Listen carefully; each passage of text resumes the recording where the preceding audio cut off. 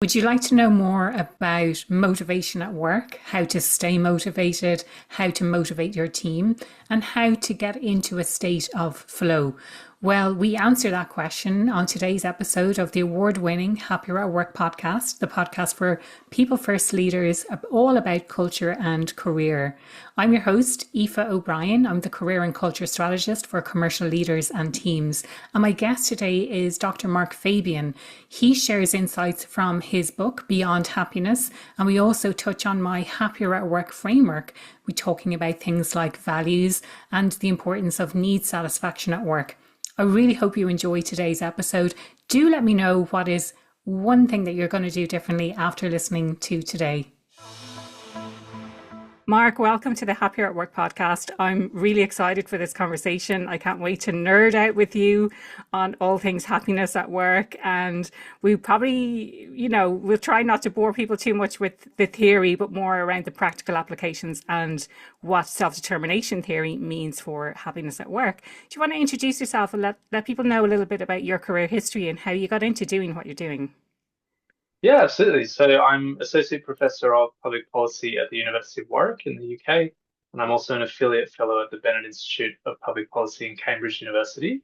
I've been working on wellbeing from an interdisciplinary point of view for a really long time, mostly policy applications, but sort of doing everything, bit of philosophy, a bit of psychology. I've got a book out that kind of tries to pull all that together, also throwing in folk wisdom, religious perspectives, literature, all sorts of things like that. I got into this kind of research because I was depressed as a teenager. I think that's how a lot of people get into wellbeing research. But then I kind of muddled about doing all sorts of stuff. So I have a past life as a tennis coach. I also have a past life in development economics, and I worked in India for a member of parliament for a while. So I've been around the traps a little bit. But now I'm very much in the kind of academic space and mostly working on happiness and well-being. It's definitely a varied and wide-reaching career. I think the thing that interests me most is the different disciplines, like you mentioned, psychology and philosophy, and bringing those things together, I think, into one. Can you talk to us a little bit more about the book specifically? Because I think what drew us to each other specifically was I did my master's research on mostly based on this theory of self-determination, and I know a large part of your book is based around that as well.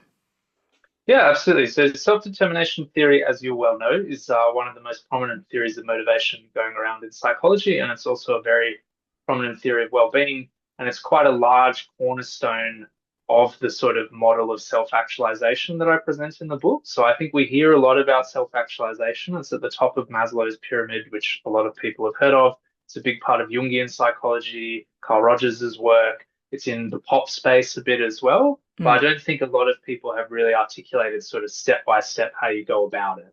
And I try to present that in one of the chapters in the book. And one of the first building blocks is to bring in self-determination theory alongside self-discrepancy theory, self-verification theory, a few other bits and pieces from psychology. But then there's a lot of other parts to the book. So the first couple of chapters on the book are more about understanding the hedonic treadmill and why you're kind of stuck in this never-ending loop of desiring things and you don't ever feel kind of content and satisfied and chill. And then also the kind of character traits that you want to develop and the kind of methods of mood management that you can use to keep yourself happy. And then the third part of the book is really about values and nihilism and how to kind of craft a purposeful life for yourself and contribute to a better world. So, yeah, I think that last part is much more philosophical. Love it. Can I ask you a challenging question in Yeah, love relation it. to Maslow? Because I was always taught that, and again, like you say, it's part of pop psychology. Most people know Mm. Maslow's hierarchy of needs and the recent things that we see, like I've seen it turned into memes where the very bottom of the pyramid is Wi-Fi, for example. It's like, oh, we have to have Sure, yeah. Wi-Fi first before we could do anything else. So it is very much part of popular culture, I think. And now Mm. what I always, I was always very much aware of it. But then when I did my master's, we were told, do not refer to Maslow's hierarchy of needs. Mhm. And I've since read a book called Transcendence, which Mhm. says that the hierarchy was never actually supposed to be a pyramid. You don't have to achieve Mm. one level of needs to get to the next level. And Mhm. I suppose it's debunking that whole myth. So any thoughts Mhm. around that? Yeah, I think that's broadly correct. So I think Maslow's hierarchy of needs is still seen as a very kind of useful conceptual framework just to sort of initially get contact with a lot of these ideas. Mm, But yeah, in his original writings, it doesn't really seem to be presented as a hierarchy, and certainly empirically, the results seem to suggest that it's not especially hierarchical, and rather that, as you go about self-actualization, you will take care of a lot of the other needs that seem to be lower down the hierarchy. And I think that's also broadly how self-determination theory thinks about it, that mm, you have these basic psychological needs for autonomy, competence, and relatedness. And if those are met, then barring a really hostile environment like predators or a volcanic explosion or something, you will probably be able to meet your physical needs and your mm. social needs and these kind of things as well. Yeah, yeah, I love that. You mentioned self-discrepancy theory. Can you explain a little bit more Mm. about that? Yeah, sure. So self-discrepancy theory, another one of these ones that I think is more useful as a kind of thinking tool rather Mm, than as a kind of really empirically accurate description of reality. But it comes from Tori Higgins, who was a psychologist at Columbia University. And as I understand it, it was developed mostly out of clinical perspectives for trying to understand where depression and anxiety come from. And I use it mostly to think about emotional signals and what our emotions are trying to tell us. So the basic idea in self-discrepancy theory is that we have a vague sense of who we actually are, who we would ideally like to be, and mm, who we feel a responsibility to be. So that's our actual self, our ideal self, and our ought self. And then we try to bring these three things into harmony. So we try to become more the kind of person we'd ideally like to be without sort of transgressing any of the constraints imposed by the person we feel a responsibility to be. So, for example, if you're a very ambitious young woman, you might want to be a career judge or something like that, but you're under a lot of family pressure to have kids, and those two things are in a bit of tension. Then mm, how do you kind of resolve that tension? So, how do you bring these three senses of yourself into harmony with each other? And a lot of it comes down to following your emotional signals. So, mm. in self discrepancy theory, the idea is that if there is a discrepancy between your actual self and your ideal self, then you'll probably feel depression because you're not living up to the kind of person you'd be proud to Okay. be. Yeah. And if there's a discrepancy between your actual self and your ought self, then you might feel anxiety or shame, guilt, these kind of moral emotions because you're worried about what other people will think of you. Mm, If you align your actual self with your ideal and ought self, then you're more likely to get positive feedback, things like a sense of achievement, things like joy, things like accomplishment, mm. camaraderie, or a sense of solidarity with the people around you. And so I think these kind of emotional signals are the first way to start thinking about self-actualization and the most important guide to that process. Mm. So, I suppose to summarize what you're saying, it's really important to be our to be our authentic selves. Was that kind of how you would describe all of that? And it's more about the internal feelings that we get from realizing our actual selves rather than the external validation or the external things that come from someone else. Yeah, that's absolutely right. But I think we should acknowledge that that's really complicated, and Okay, that yes, usually yeah, these yeah. these So I've emotional simplified signals that we something, but get are, actually, yeah, yeah, yeah, okay. and it's likely to be iterative. I think that's the first thing. Yeah, So, okay. so often these emotional signals will be ambiguous, and we'll really have to learn how to be mindful of them, and then also how to interrogate them and learn from them. We Mm, might get that wrong. So we'll make an inference from our emotions, we'll change our behavior, and then it'll turn out that we got the interpretation a bit off, and then we'll have to try again. And there's no shame in that. But I think that's something we need to underline, that happiness is not like something you can just read in a book and go out tomorrow and you'll have it. yeah. Probably you're going to need to learn by doing a bit. Yeah. And if there's a practical application that people can take away from listening, how would you kind of summarize that? And like for me, I often talk about awareness, just recognizing the fact that we have these different selves, and that might be what's driving some sort of internal conflict in us. Yeah, I think that's a really nice takeaway, that Mm, oftentimes the ideal and the ought self are in conflict or in tension, and mm, you've got to think about how to resolve those two.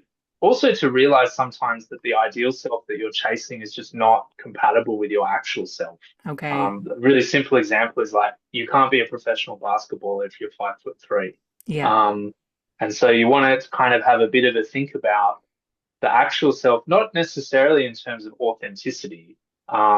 It might just be like dispositions, talents, constraints that you face, and working within the limits that that imposes Mm. on what you want to do with your life. In terms Yeah. of emotions and like a practical thing you can do with emotions, I think coming back to self-determination theory here is understanding the different kinds of motivation and the sort of feelings that you'll get from them. So if something's really intrinsically motivated, then you're likely to do it spontaneously. It's going to give you a sense of vitality when you do it. It's going to energize you. Mm. If something is introjected in motivation, which means that you don't value the thing in itself, you value something contingent to it. So the example I always use is that a lot of us exercise not because we like exercising, but because we want to be healthy. Mm. That sort of activity, if it's introjected in motivation, it requires a lot of self-regulation. That means you've got to use willpower to do it. Okay. So Yeah. when you're doing it, you'll feel fatigue.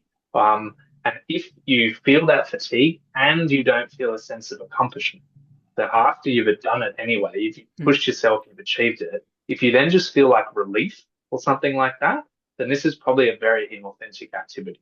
Mm. Um, if instead you feel like, all right, I worked hard and I did it and I've achieved it and I feel good about stuff and that was difficult, but I'm going to come back tomorrow or next week and do it again, Mm. then that's a sense that this, while introjected, is probably something still worth doing and something that is emerging from you in some sort of authentic way.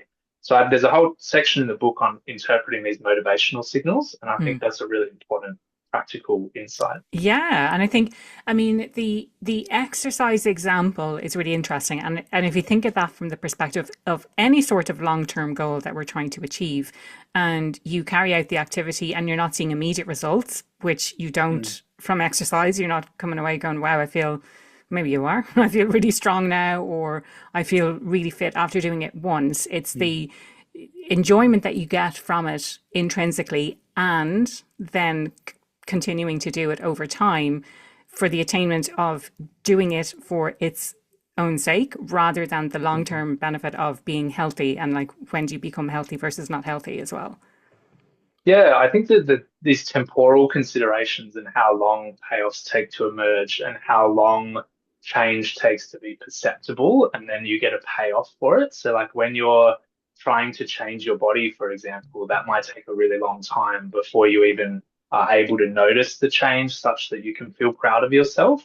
I think patience with those kinds of things, or at least understanding how long it might take to see the result and committing to that period is quite important. Another related, like hot tip that I have that I think is very related to workplaces and how you relate to your work is that if you don't enjoy the sort of drudge level tasks in a particular occupation or the real entry level stuff, you only like the top of the pyramid in that particular occupation, and it's probably not the occupation for you. Mm. But I think the example that I use in the book is that a lot of people would like to be diplomats. They like the idea of going to swanky parties and Oh giving yeah. talks and that sort of thing. They don't like the idea of processing cables in the foreign ministry. But actually, the majority of what an entry level diplomat does is just processing cables. And similarly, a lot of people would like to be a politician, but they don't want to go door knocking, these kind of things. Mm. You've got to think about the real drudge tasks in your Yeah. occupation. Those are things that, at the very least, you don't mind, but especially if you actually kind of like them, then I think Mm. that's a good sign that that's a place for you to go.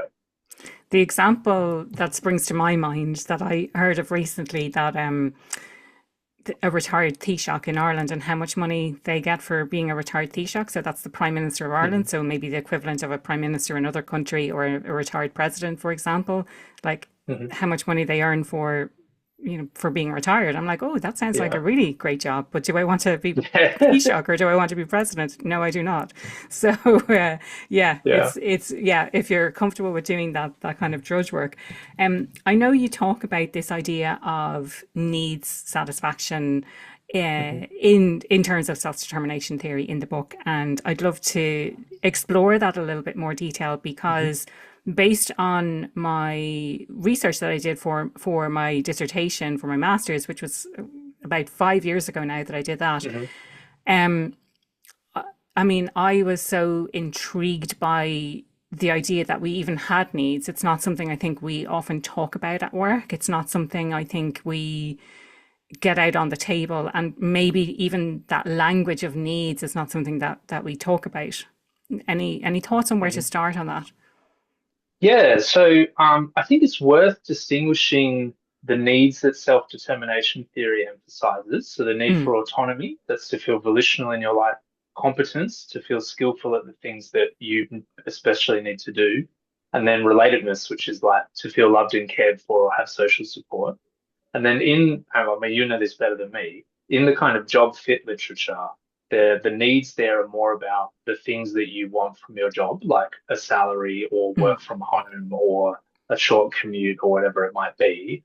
And if I remember correctly from your dissertation, there was three parts to this fit stuff. There's the fit mm, between your needs in terms of salary, commute, whatever, and what the job offers you, the suppliers. yeah, There's the job demands, and then the abilities that you have to meet those demands. yeah, And then there's the values that you have and the congruence of that with the mm, workplace. yeah, And I think what was really interesting to me about your research is that you found that the self-determination theory basic needs were, if I remember correctly, really important for the needs that you want from the job and the suppliers, moderately important for demands and abilities, mm, and didn't really matter to the values and the congruence piece. yeah, And I'm very struck by that because I think that the what's missing from self-determination theory is some engagement with like purpose and meaning in life and mm, what you're doing that's significant or feels significant to you and valuable. yeah, And my book is split into a pleasant life, a fulfilling life, and a valuable life. And self-determination theory is big in the middle piece there, that yeah, fulfilling part. But I yeah. think you need some extra architecture to understand values better. Yeah, no, it's really interesting because you know, the I devised my happy at work framework based on that research that I did, Mm, and I divided it into three things, and the names kind of change occasionally, but it's basically values, needs, and strengths. Sometimes I call needs mhm, drivers. So those as the three pillars essentially of the framework. And in needs in particular, the interesting thing I found, I didn't include it in my research, but it was something that I found in secondary research. I think it was basically didn't have enough space to include it in my dissertation, but sure. it was something that I thought was really interesting nonetheless. And this idea that it's not just about supplying the needs or meeting the needs. So let's take autonomy as a really powerful example that overnight, I'm thinking back the 12th or the 13th of March 2020, overnight everyone had suddenly a whole load of autonomy. Mm, And it's not just about giving people autonomy, it's about giving them direction and guidance as to what to do. So it's a balance of the needs. mhm, It's kind of meeting people where they are at and giving them a language to understand where their needs are not being satisfied essentially. So if they have too much autonomy, they're not getting enough guidance or control, or sorry, they're not getting mhm, enough guidance or direction. But if they have too little, they feel like they're being told what to do, how to do it, when to do it, and they feel they're being micromanaged. And I think mhm, it's the same definitely across at least one of the other needs, the need for competence, for example, where if you have too much competence, you feel like you're not being challenged enough, and actually you yeah, feel like you you could get do it bored. with your eyes closed. You get bored and complacent. And then on the other side, if you feel like you're being challenged too much and you feel like you're out of your depth, maybe you feel like you have imposter syndrome. You're like, oh, I can't do this. Mhm, I'm really struggling. And so for me, the interesting part around that is getting the balance right. And I think at different points in our career, we will have different levels of those needs. If we join a new organization, we might need more guidance rather than this whole thing of we want someone who can hit the ground running. It's like you still need to provide people with that really clear guidance about what is mm, expected. And I thought like that was one of the really interesting things that I didn't have the opportunity to cover in the mm. in the dissertation. And we'll come on to the values piece in a minute, but I'd love to know any thoughts Mhm. on that balance of needs.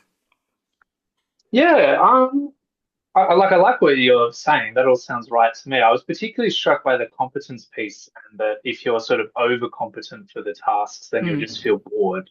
I think this speaks very powerfully to I think, one of the like falsehoods or myths in a lot of the pop happiness literature, Mm. which is just that you just need to lower your expectations or lower your aspirations or just aim lower, basically. So Okay, one way yeah. that this sometimes comes across is these experiments where they, well, not experiments, correlational studies where they found that like bronze medalists are happier than silver medalists Oh, in the long yes. term. Yeah. And I think that's misleading because, for the start, bronze medalists are usually people who could have come third, fourth, fifth, sixth, seventh and achieved third. And that was the best Yes. they could have done. Yeah, Whereas yeah, the yeah. person that comes second, like they know that they could have come first. They had Yeah. it in them. They just couldn't quite pull it off that day. And particularly for Olympic medalists, where you get one shot every 4 years and Yeah. maybe two shots in your whole career, that must be devastating to come second. Yes. So I'm not surprised that they feel a bit bummed. But if those people had aimed lower and said, "Oh, I'd be satisfied with a bronze," I think in the long run, they may often have felt like they just didn't push themselves properly. They didn't realize their potential. They Interesting. slacked off, these kind of feelings. Yeah. So I think you've got to be careful with this sort of advice to sort of be softer. You need to be compassionate with yourself. You need to be Mm. understanding, all this kind of thing. But you need to calibrate your life so that the challenge matches the skill, and that you stay engaged, interested in your life. And I think this leads into a separate idea of flow, which is fairly Yeah. prominent again in pop psych, and in psychological science. And flow is this state of being in the zone or lost in the moment, and it requires a fit between challenge and capacity. Mm. It's usually studied in the context of activities like sport or playing the piano or something like that. But in Csikszentmihalyi's original formulation of flow, it was something that could characterize your whole life. And I think that's what I try to build the self-actualization model to achieve. So Mm. all these different things that you're doing, you're gradually comporting towards things that give you these more positive affective, emotional signals, and you're also gradually investing in things that you like, so you develop competence in them, and that then gradually brings you this match of competence and challenge across many parts of your life. Mm. You get high quality feedback because you're good at being mindful of your emotions, good at introspecting on those emotions, and you generally have more intrinsic motivation, or the kind of easier types of motivation, which also means that you keep doing these things. You wake up in the morning ready to go and live your life, and Mm. then that brings about that flow. So Yeah. that was kind of my the reactions that I got listening to what you were saying, but it all sounded really good to me. Yeah, yeah, yeah. No, it's, I think it's really interesting. I want to come back for just for a second to this Mm, idea of the challenge, because something that I've only recently discovered, I'm quite an ambitious person. mm, I always want to get to that next level. I've always been like that. And I assumed that everyone else is like that. But now I know that not everyone is like that, A. And B, there are different times of our life where it's okay to kind of take the pedal off and not be that ambitious person. I'm trying to get to the next level. I have to be really challenged all the time. It's okay to be mm, comfortable, not bored, I would say, but comfortable in the role that you're mm. doing. Because I think, boredom and over challenge can both lead to demotivation when it comes to work.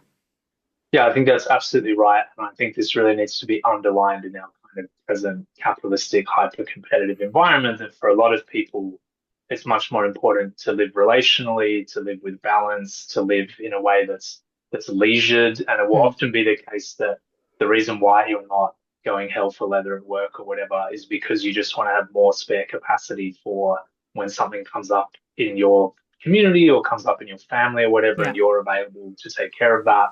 I think there can be all sorts of ways to relate to work and ambition and challenge and these kind of things. And again, it's just important to be in touch with your authenticity. You Mm. might authentically be a very ambitious person who wants to drive for certain outcomes. Yeah. That might be completely not the case. And we Yeah. should find different ways to celebrate people who are living their lives in their genuine way and making contributions in whatever way they happen to contribute. Yeah. Love that.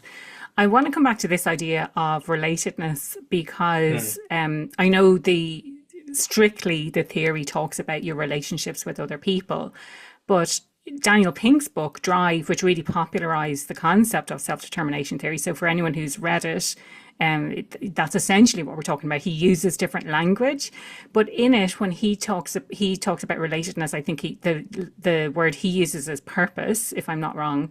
And what he talks about is it's not just our relationships with other people, but it's the impact that we have.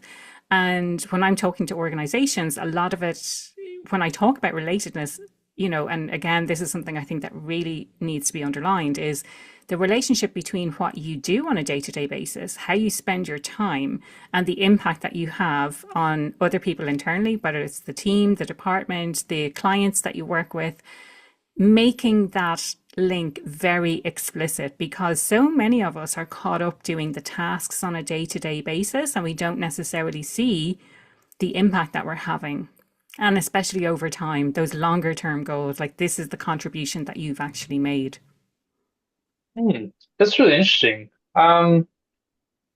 I like that. I do think that that is probably specific to the workplace context. Yeah, okay, And yeah. so yeah, so I'm a little bit reluctant to put all that into a single idea. I can see Mm, the thread that runs through them, and I think yeah. that's really neat to put it that way. But I do think there are issues that are unique to relatedness, issues that are unique to purpose, and then issues that are Okay. unique to like how you do purpose with other people. And that oftentimes the most sort of impactful things that we do are things that we only achieve in teams or in organizations, and we need to recognize that. But equally, I think there are many aspects of. So one of the kind of catchphrases in my book, Beyond Happy, is that well-being is something we do together. Mm, And I think that well-being is often not a matter of purpose necessarily. It mm, might be a matter of celebrating shared values, like yeah. doing maypole dances or something. Or in Oxford University, they have this May Day celebration where the choir goes up into one of the towers and the whole town comes out, stuff like that. I think that really gives you a sense that we all value the same thing. Mm, We all have this kind of community that has social support, but it's not really purposeful in any particular way. And the impact is kind of a shared impact that we generate on each other. At the same time, yeah, I think this idea that we should be attentive to the difference between the like tasks that we're ticking off each day, getting to inbox zero versus what contribution that makes to, what impact that has on other people, just in terms of like whether their interactions with us are pleasant or irritating, these kind of things, but then also how we're contributing to wider outcomes from the organization. That's super important. I think, separate to the podcast, we'll have to have a conversation about this and try and thrash it out, try and flesh it out a bit, because Hmm. I am really interested if you're saying especially that there's something that's slightly missing from self-determination theory in general, like that we need to bring Hmm. in something more to that to speak to that. So that I think that's really interesting. Back to Hmm. this idea of needs specifically, and like where do our needs actually come from? And we haven't maybe touched on the podcast yet, but what the part of self-determination theory, what it says is that we all have these universal needs for autonomy, relatedness, and Hmm. competence. And there was research done on other needs like money and uh, I'm trying to think of some of the other research that was done on it. But like basically, people think that money is a really fundamental need, but it's actually not. It's And not. so it was essentially the theory says that these are our universal needs, and other needs are not universal. So these are needs that Hmm. everyone has, but the rest of the needs are not universal. Hmm. So I think it's useful to distinguish in the terminology between these universal needs, so Mm, autonomy, competence, and relatedness, and then what Ken and Sheldon, I think, especially Tim Kasser, call pursuits. So you have okay. your Yeah. extrinsic pursuits, which Yeah. are for money, power, status, fame, popularity, these Yeah. kind of things. And the whole problem with them is that they're universal, they're not specific to you. Mm, So when you're pursuing status, it's not relationships where people value you and your individuality, your peculiarity. It's people who value you for your status, which is this kind of okay. generic thing. Yeah. And you then get really worried that, call this like defensive status signaling. You get very worried that as soon as you lose that status or that power or that wealth or whatever it might be, those people will drop you because they're Mm, only interested in you for that kind of cachet that you have. yeah. They're not connecting with you on a personal level. The other reason why extrinsic pursuits are really dangerous is because they're usually a kind of poor compensation for an unmet need. So, for example, if you don't have autonomy because you're raised by very controlling parents, for example, then you often compensate by seeking power in your career. Okay, yeah. And so I think you'll see this with a lot of executives, but you also see it with a lot of like petty bureaucrats, like people who stamp your passport at the airport. Mm, There was a period where a lot of the people who went into those kind of jobs were people who had bad histories with authority, with teachers at high school, with mm, medical practitioners, whatever it might be, and they were seeking compensation in power. But those compensations, status, fame, money, success at work in a mm, way that's very generic, where mm. I think you mentioned this before we got started with the recording, that there's this stereotype of the very successful person who actually feels kind of empty inside. Mm. That's probably a situation where they've sought success as a poor compensation for competence, and that Okay. actually the thing that they want to be competent with is something quite different. We could talk separately about where to identify our intrinsic pursuits, but maybe Mm. I'll throw it back to you. Yeah, I mean, I have so much to say about that. I am an avid listener of podcasts as well, and I've listened to a couple of podcasts recently that I can relate to based on what you're talking about, Mark.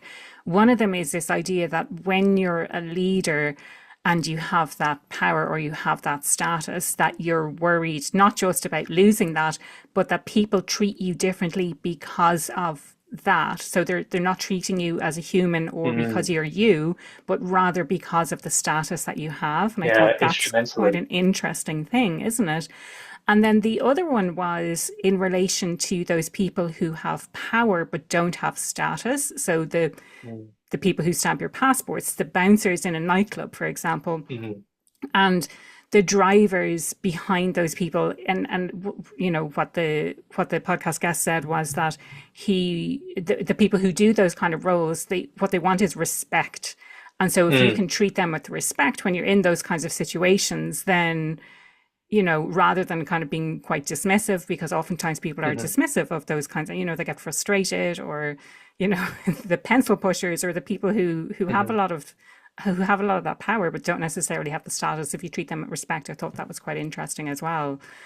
Yeah, and Um, I think that brings in the relatedness angle. mm, I think respect is a big part of feeling like you're in a social community that I don't know, takes care of you, but values you in some way and recognizes the value that you're trying to give to that community. yeah.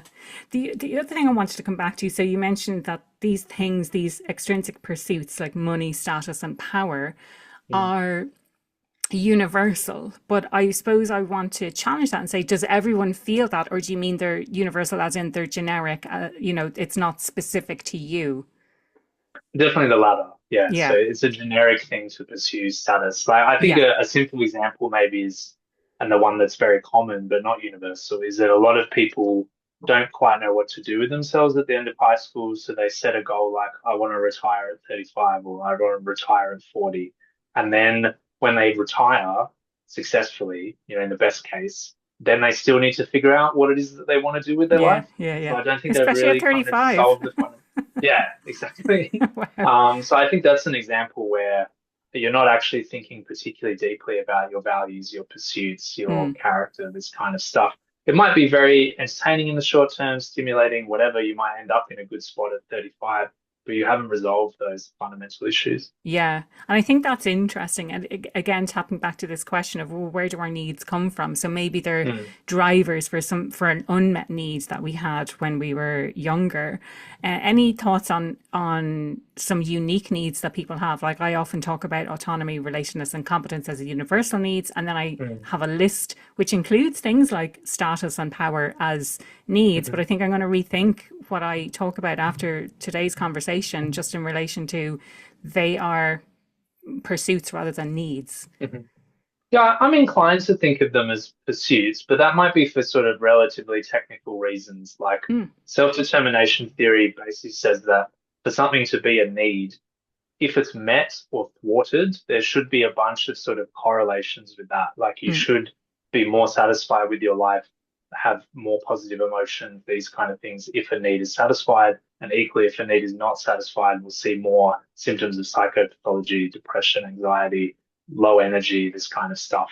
I think there are a bunch of things that will be peculiar to individuals that will also have these kind of effects in Mm. terms of emotions and that sort of stuff, but they might not be easily connected back to basic psychological needs. They'll be more easily connected to peculiarities of that person's life story, the values that they've had, the experiences that they've had.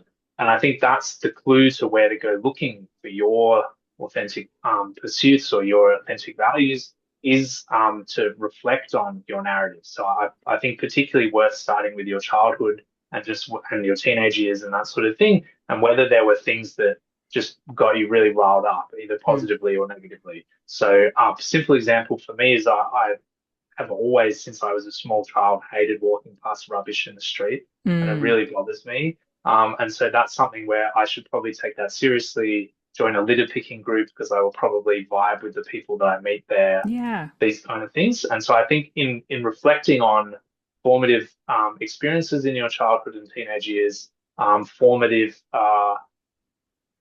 like things that you encountered in the world that you had a very strong reaction to, and then trying to interrogate those reactions and thinking about what sort of signals they're sending you, rather than living your life, I think, a little bit relatively more on autopilot, where you just kind of do what the people around you are saying. That Mm. might be a very reasonable thing to do. Like a lot of people are trustworthy, a lot of people know us better than we know ourselves when we're teenagers.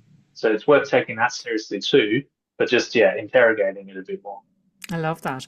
And in tying into that as well, I know we were going to talk about this idea of values, which is, I mean, for Mm, me, it's a core part of the Happier at Work framework. It's a thing I talk about most often. And relating it back to me personally, if you had asked me, 6, 7, 8 years ago, what are your values? I'd be like, oh, well, I know we have company values. I know we have corporate values because mm, they're on the wall, they're in the email signature.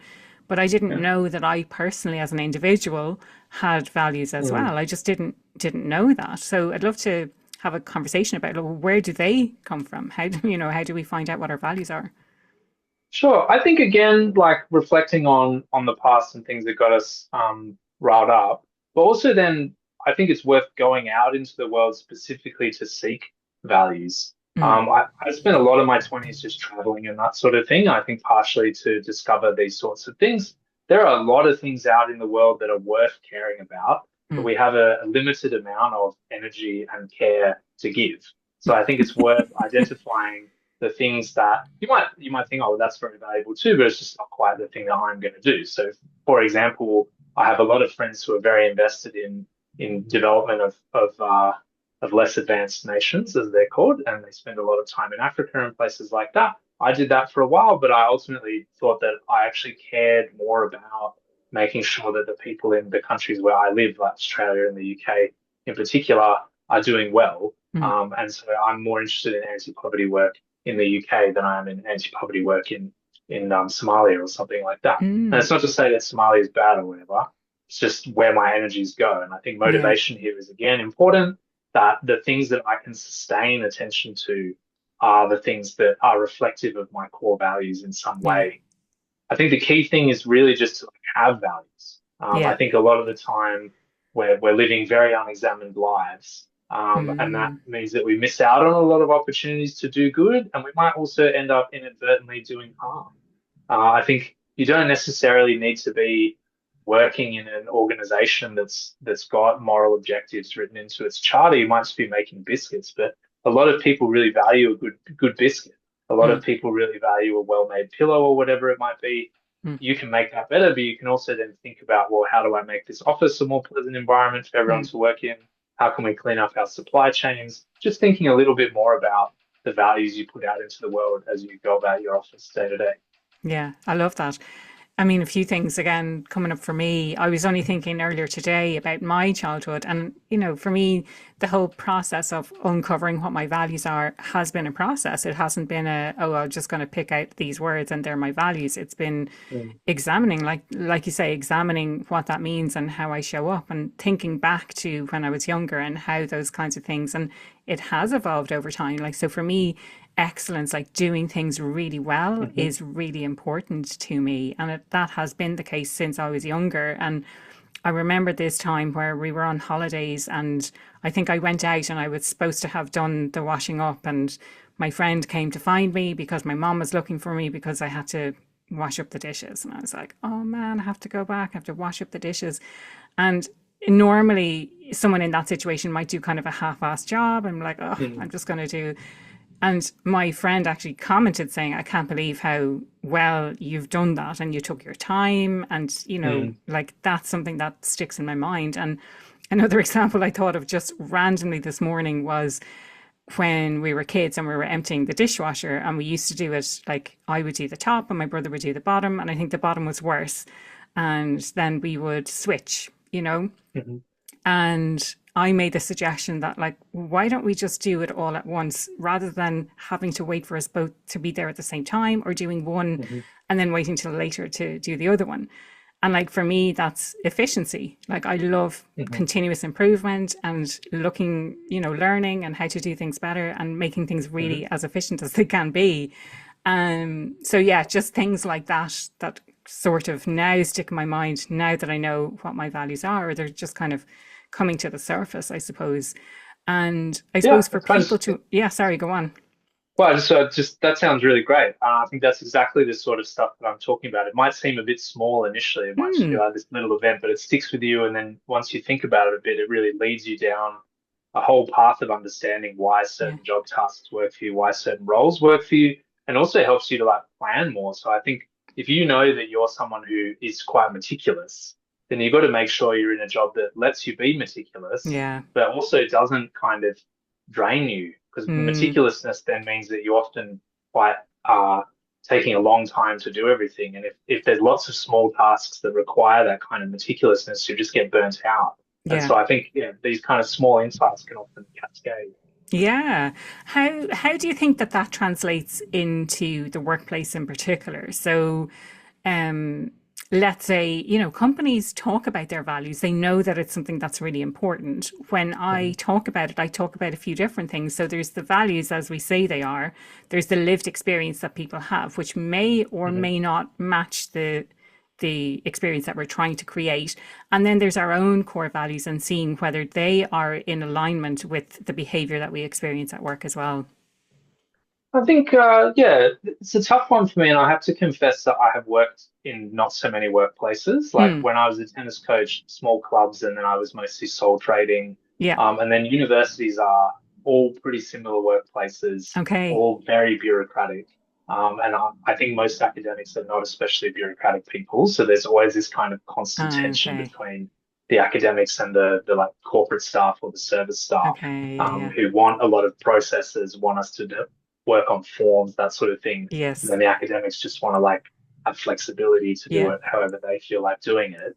I think one angle here that I think is quite important and that can be very cynically exploited by kind of bad HR is that we know that when people are happier at work, when they have a sense of belonging at work, when their work feels meaningful, they put more into it. Hmm. Not just that they're more productive, but that they just invest more in their workplace. And so I think it's worth thinking quite robustly in workplaces about what it is that you're trying to achieve and Hmm. getting people to think about their workplace in terms of values, purpose, this kind of thing. And if you're a biscuit making company, as I said, it's worth thinking about, well, we're taking seriously our supply chains, and then people might get more serious about work in that way. Hmm. And equally, as an employee, you want to be on guard for when these kind of things are being deployed to suck more out of you in a disingenuous way, which I Yeah. think does happen occasionally. Yeah. So if you know that people treat workplace as a family and then they're going to just live at work, then you might kind of cynically try to exploit that. I think that's Okay. very dangerous. Yeah. And again, if you know your values and you know why you're at work, then you're going to be more robust to those kind of tactics. I love that. Yeah. I think it underlines the importance of knowing as an individual what your values are and Mm, continuously exploring what they are and having those opportunities to show up and in a way, like you're saying, meticulous. I'm like, oh, I think I'm kind of meticulous. I would like a role that requires me to be very mm, detail oriented. A story for another conversation. Yeah, like mm, I suppose a question for another conversation. after this, but like for me, I wonder, is that more to do with strengths rather than values? Like, is it something that you Hmm, value versus is it something that you're naturally good at and feel energized by? So hmm, I think we'll leave it there and maybe answer that conversation, that sure. question another time. Mark, the question I ask everyone who comes on the podcast: what does being happier at work mean to you? So I'd first say the things that are unhappy at work. So being surrounded by various forms of toxicity Mm, would be the main ones for me. And unfortunately, I would say academia, especially high level academia, is full of toxicity. okay. So we're very peculiar minds. A lot of people are highly introverted, not particularly good social skills, this sort of stuff. Mm, And so there's a lot of weird behavior. And I find that, yeah, unpleasant. I want people to be more low stakes when I interact with them. And I want people to feel that I'm a low stakes person. mm, Even if they like blow up at me or something, I'm not, it's going to be water under the bridge pretty quickly. yeah. The things that are more about happier at work for me, the main ones is motivational, that I want to go to work. I get up in the Yeah. morning and I'm like Yeah. ready to go and I don't need to drag myself there. It gives me energy, it gives me vitality. And then the next piece would be the values so that I feel like what I'm doing at work is contributing to something. And I don't want to begrudge people who have things that they're really passionate about that seem really peculiar to them, like, I don't know, building matchstick models of the Titanic, which some people do. But when you get that model, at the end, you show it to people and they're like, wow, that's really cool. Yeah. And I think a lot of academics do work on these kind of niche esoteric topics that a lot of other people don't care about, but in some ways it might eventually contribute to human knowledge or something Yeah. spicy like that. So yeah, I Contributes to think something bigger energy, than purpose. themselves. Yeah. Yeah. Hmm. And then community is one that I think we lack in academia, but that I would like. So I really missed that from when I was younger, playing in sports teams and that sort of thing, Hmm. and the sense that we were achieving something as a group. Yeah. Yeah, and I think some research teams are getting bigger and bigger and bigger, and then you can get that kind of feeling as well. But yeah, that's something I'd like to get more into my life Yeah. because it would make me happier at I work. can I can definitely relate to that. Having set up my business and working on my own Mm, for a lot of the time, I can definitely relate to that. It's something I really miss from working in corporate life. Like, no matter how well you get along with the people you work with or don't get along, it's there's still a team of people there to mm. work with, And Mark, if people want to reach out, if they want to connect with you, if they want to find out more about the book, what's the best way to do that? I think for your audience, probably LinkedIn or Blue Sky. Mm, So I think on Blue Sky, I'm just Mark Fabian. mm, And on LinkedIn, it's Dr. Mark Fabian. But it should be pretty easy to find me there. And if they want the book, any high street bookstore in the UK should have it. yeah. Otherwise, Waterstones, Amazon, Foyles, all their websites, you should be able to find it. The hardback's out now, and the paperback should be out in January 26th. Brilliant. Love it. I absolutely loved this conversation. Really, really enjoyed it and definitely want to continue it aside from the podcast. We can decide ourselves whether we want to share more with listeners, but really, really enjoyed this. Loved nerding out about needs and values and happiness at work. So thank you so much for your time today. Yeah, thanks for the opportunity to nerd out. That's not something I get to do very often in popular media. Thanks.